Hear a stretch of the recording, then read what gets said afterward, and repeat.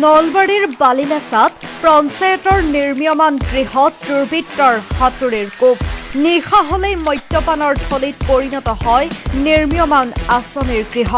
এই অভিযোগ বিজেপি নেতা নিতুল ডেকাৰ। মোৰ ফলক লগাইছে, ইয়াত একাংশ কংগ্ৰেছীয়ে ৰাতি ইয়াত পিক পেলাইছে, ইয়াত থু পেলাইছে আৰু এই ৱালবিলাক যে ফাটিছে তেওঁলোকে যে দেখুৱাইছে তেওঁলোকৰ পোহনীয়া গুণ্ডাই সেই ৱালবিলাক ৰাতি ৰাতি মদ খাই ভাঙিছে। নলবাৰীত পঞ্চায়তৰ কামত ব্যাপক দুৰ্নীতিৰ অভিযোগ উত্থাপন। নলবাৰীৰ ঐতিহাসিক বালিলেচা কালী মন্দিৰ চৌহদত নিৰ্মীয়মান আঁচনিক লৈ এতিয়া ক্ষুব্ধ স্থানীয় লোক। নিৰ্মীয়মান অৱস্থাতে খহি গৈছে পঞ্চায়তৰ গৃহ। আঁচনিৰ ধন গোগ্ৰাসে গিলাৰ উঠিছে অভিযোগ। ইয়াততো আমাক ৰাইজক আভুৱা পাৰিছে, আমাক প্ৰতাৰণা কৰিছে ৰাইজক এইকাৰণে যে কাৰ নেতৃত্বত হৈছিল কামটো কোনেও নাজানে, কেৱল নিতুল ডেকাৰ ফলক আছে আৰু জিলা পৰিষদৰ অধ্যক্ষ যিহেতুকে নিতুল ডেকা আছে, সমস্ত কাম কাজ তেওঁ চোৱা চিতা কৰিছে। গতিকে নিতুল ডেকাই হয়তো ইয়াত কমিটি বনাই দিব লাগিব বা তেওঁ নিজে কৰিব লাগিব কাৰোবাৰ হতুৱাই। গোটেই কাৰবাৰটো নিতুল ডেকাৰ নেতৃত্বত হৈছে ইয়াত। গতিকে আমি এটাই অনুৰোধ জনাম যে নিতুল ডেকাই দুটা বেয়া কাম কৰিছে। আমাৰ দৃষ্টিত অত্যন্ত নিকৃষ্ট মানদণ্ডৰ কাম হৈছে ইয়াত তথ্য ফলক মাৰা নাই। কিমান টকাৰ কাম সেইটো আমি নাজানো, 1 কোটিৰো হ'ব পাৰে 2 কোটিৰো হ'ব পাৰে, সেইখিনি কাম কৰিছে। আৰু আমাক ইয়াত বিল্ডিং হ'ব বুলি কৈছিল, নহ'লে পঞ্চায়ত অফিচটো ইয়াৰ পৰা উঠি যাব বেলেগ গাঁৱলৈ, সেই কথাটো এটা মিছা কথা কৈছিল। কিন্তু ইয়াত অসম টাইপৰে ঘৰ হ'লে সেইটো গোটেই কথাটো মিছা কথা কয়। আমাৰ অতি মূল্যৱান মাটি, বালিলেচা কালী দেৱালয়ৰ এখানি মূল্যৱান মাটি, ইয়াত আমাৰ পাৰ্কিং কৰাৰ এটা পৰিকল্পনা আছিল। গোটেই জয়ন্ত মল্ল বৰুৱাদেৱে জানে, তেখেতে নিজে জানে যে ইয়াত এটা পাৰ্কিং কৰাৰ তেওঁ এটা ব্যৱস্থা কৰি আছিল। তাত এটা অফিচ বনাই দিলে, ইয়াত তাকো অৰ্থনিৰ্মিত অফিচ, তাকো অত্যন্ত নিকৃষ্ট মানদণ্ডৰ অফিচ এটা ইয়াত বনাই দিলে। এটাই শেষ হোৱা নাই, পইচা কিমান গুচি গ'ল কিমান আহিল সেইটো আমি একো নাজানো। দ্বিতীয়তে মোৰ আটাইতকৈ দুখ লগা এটা কাম হৈছে, আমাৰ নেতা হৈছে জয়ন্ত মল্ল বৰুৱাদেৱ, আমাৰ অতিকৈ শ্ৰদ্ধাৰ নেতা জয়ন্ত মল্ল বৰুৱাদেৱ, আমাৰ গুৰু, তেখেতে আমাৰ ৰাজনৈতিক গুৰু। আমি সেনেকৈ মানুহ জয়ন্ত মল্ল বৰুৱাদেৱ।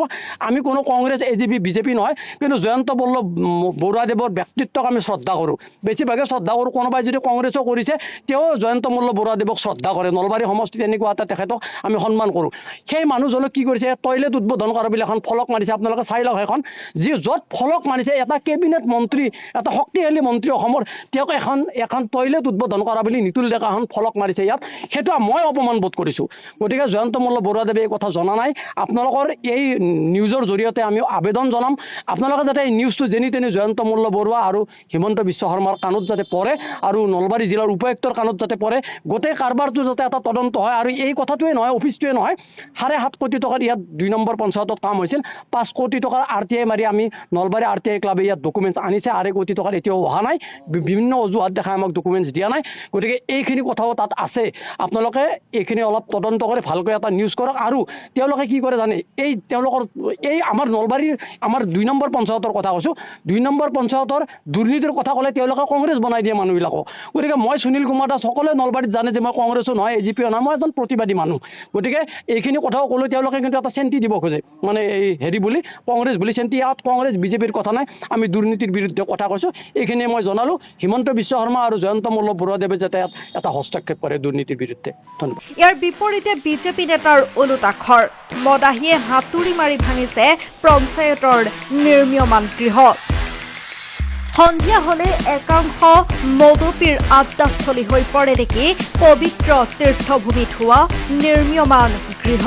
অভিযোগ প্ৰতি অভিযোগে সৃষ্টি কৰিছে ৰহস্যৰ। নলবাৰীত পঞ্চায়ত কাৰ্যালয় নিৰ্মাণক লৈ কেলেংকাৰী। আনহাতে হয়, এসময়ৰ মন্ত্ৰী জয়ন্ত মল্ল বৰুৱাৰ সমষ্টিৰ অন্তৰ্ভুক্ত বালিলেচাৰ গাঁও পঞ্চায়তত সংঘটিত হৈছে ব্যাপক দুৰ্নীতি।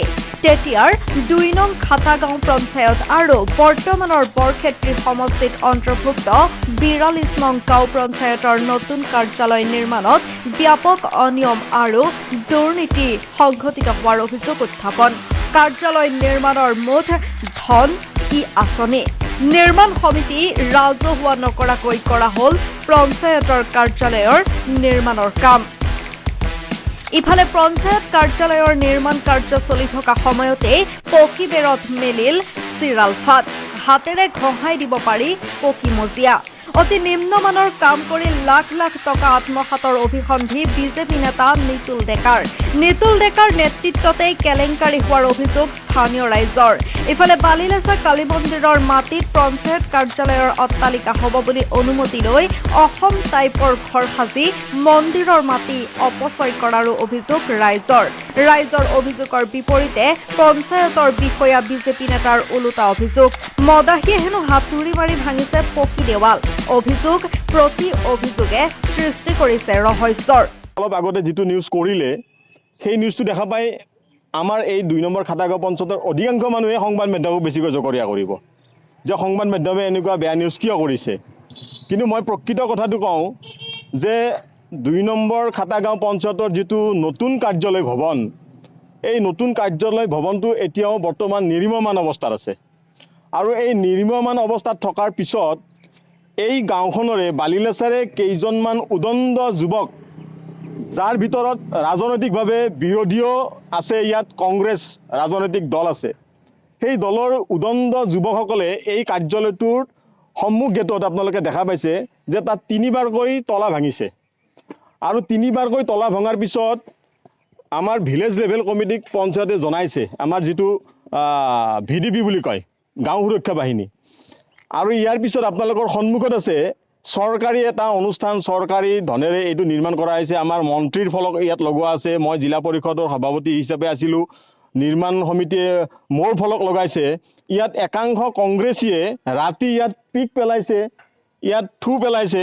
আৰু এই ৱালবিলাক যে ফাটিছে, তেওঁলোকে যে দেখুৱাইছে, তেওঁলোকৰ পোহনীয়া গুণ্ডাই সেই ৱালবিলাক ৰাতি ৰাতি মদ খাই ভাঙিছে। তাৰ স্পষ্ট প্ৰমাণ আমি আপোনালোকক দেখুৱাইছোঁ। হাতুৰিৰ কোব তাত দেখা পাইছে। আৰু একেই 3টা ঘৰ একেলগে বনাইছে, এটা ঘৰ তেনেকৈ ভাঙিব পাৰে? গোটেইকেইটা ঘৰ ভাঙিলে যদি বেয়া কাম কৰিলেহেঁতেন আমি নাজানো। ইয়াত ইঞ্জিনিয়াৰ আছে, ইয়াত টেকনিকেল বিষয়া আছে, তেওঁলোকে চাব। কিন্তু যদি ভাঙিলেহেঁতেন তেতিয়াহ'লে 3টা ঘৰ একেলগে ভাঙিলেহেঁতেন। ইয়াতে মদ খাই পেলাই ইহঁতে ৰাতি ইয়াতে ৱালবিলাক ভাঙি ইয়াতে দিনত আহি পেলাই ৰাজনীতি কৰিব। আৰু যিজন ব্যক্তিয়ে মোৰ নামটো কৈছে, বালিলেচা গাঁওখনত তেওঁৱে আটাইতকৈ বেছি লেতেৰা ৰাজনীতি কৰি আছে। তেওঁ অনুষ্ঠান পাতিব, বছৰত এটাকৈ অনুষ্ঠান পাতিব, তেওঁ সেই অনুষ্ঠানটোত ৰাজহুৱা হিচাপ নিদিয়ে, আমি যদি ক'বলৈ যাওঁ। আৰু তেওঁ এটা কিন্তু সাংবাদিকৰে নাম লৈ আছে। তেওঁ অনুষ্ঠানটো এটা সাংবাদিকক প্ৰতিনিধিত্ব কৰা অনুষ্ঠান। আজিলৈকে আপোনালোকে খবৰ লওক, বালিলেচাত তেওঁ এটা অনুষ্ঠানৰ হিচাপ দি পোৱা নাই। আৰু তেওঁলোকে কয় নিতুল ডেকাৰ নেতৃত্বত বেয়া কাম হৈছে। মই স্পষ্ট ভাষাৰে ক'ব পাৰোঁ, যোৱা 5টা বছৰ মই ৰাইজৰ প্ৰতিনিধি হিচাপে আছিলোঁ। যোৱা 5টা বছৰত মই উপঢৌকনৰ এটা অভিযোগ মোৰ এগেইনষ্টত কোনেও লগাব পৰা নাই।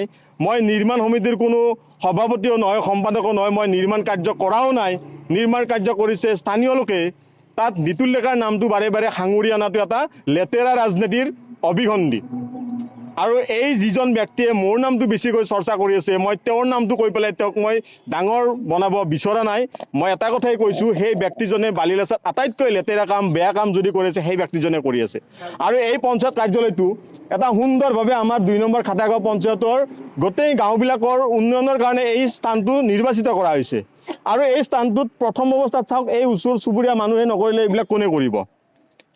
এই ডাষ্টবিন বনাইছে এই পঞ্চায়ত কাৰ্যালয়টো, নতুন কাৰ্যালয়টো খুব উদ্বোধনী হোৱাই নাই। ইয়াত বিনা অনুমতিত ইয়াত ৰাতি মদ খাইছে, খানা খাই ইয়াতে উদণ্ড যুৱকে তাত ৱালবিলাক ভাঙিছে। আৰু ভাঙি আজি তেওঁলোকে ধোঁৱা তুলসীৰ পাত হৈছে যে তেওঁলোকে বেয়া কাম কৰিছে, বিজেপিয়ে মন্ত্ৰীক দুৰ্নাম কৰিছে, নিতুল ডেকাক দুৰ্নাম কৰিছে। আজি স্পষ্ট ভাষাৰে ক'ব বিচাৰিছোঁ, যদি তেওঁলোকৰ সৎ সাহস আছে, এই স্থানত আমিও ইয়াতে থিয় হৈ আছোঁ, তেওঁলোকে আহক। যিসকলে অভিযোগ দিছিল আমি দেখুৱাই দিম। তেওঁলোকে ৰাতি হাতুৰিৰে ৱাল ভাঙিছে আৰু ৰাতিপুৱা তেওঁলোকে মিডিয়া মাতি মিডিয়াক বিপথে পৰিচালিত কৰিছে। মই সেইসকলৰ পৰা সকলোকে কিবা কৈছোঁ, বেয়া মানুহ যথেষ্ট আছে এইখন গাঁৱত। বেয়া মানুহে, মই কৈছোঁৱেই, বেয়া মানুহে কেতিয়াও দিনৰ পোহৰত কাম কৰিব নোৱাৰে। তেওঁলোকে সদায় নিৰ্মাণ কাৰ্য চলি আছে। নিৰ্মাণ কাৰ্য এতিয়া চৰকাৰী টকা আবণ্টন হৈছে, হোৱা নাই, এইবিলাক কথাটো চাবলগীয়া কথা আছে, নাজানো।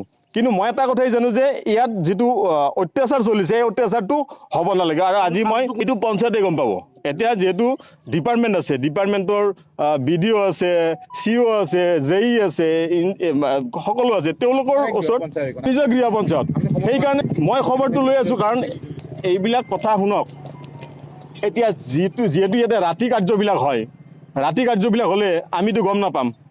ইয়াতে ৱালখন যে ফাটিছে পুলিচ প্ৰশাসনৰ সহযোগ সহায় লোৱা লোৱা যাব, এতিয়া লোৱা যাব। কাৰণ ৰাতি সিহঁতে যিসকলে অভিযোগ দিছে, মই ভাবিছোঁ, মোৰ ধাৰণা হৈছে তেওঁলোকেই ৰাতি এইবিলাক কাম কৰে আৰু দিনত তেওঁলোকে বিজেপিৰ ওপৰত অভিযোগ আনে, আৰু সেই হ'ল কংগ্ৰেছী আৰু যিসকলে বিশেষকৈ অভিযোগ দি আছে, সেই অভিযোগ দিয়াসকল আপোনালোকে চাব তেওঁলোকৰ বেকগ্ৰাউণ্ড, তেওঁলোকে আটাইতকৈ সমাজৰ বেয়া কামবিলাক তেওঁলোকে কৰি আছে।